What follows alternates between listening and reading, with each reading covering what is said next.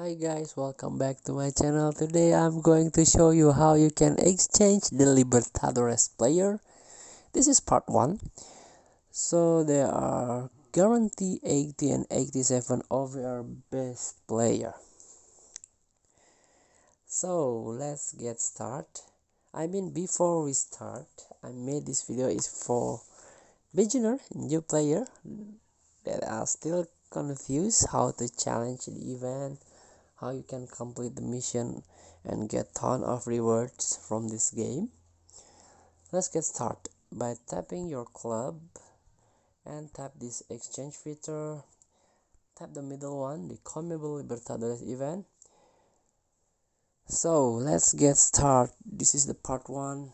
Let's get started with the first with 80 until 87 OVR base player. You can get this randomly. These possible rewards. You can get Romero, Lanzini, even Sanchez. I already got this player. So if you need this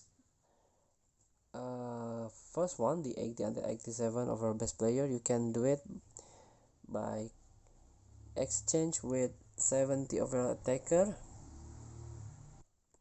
70 over midfielder, and 70 over defender or goalkeeper by 4 player. If you have, just quick add and tap exchange.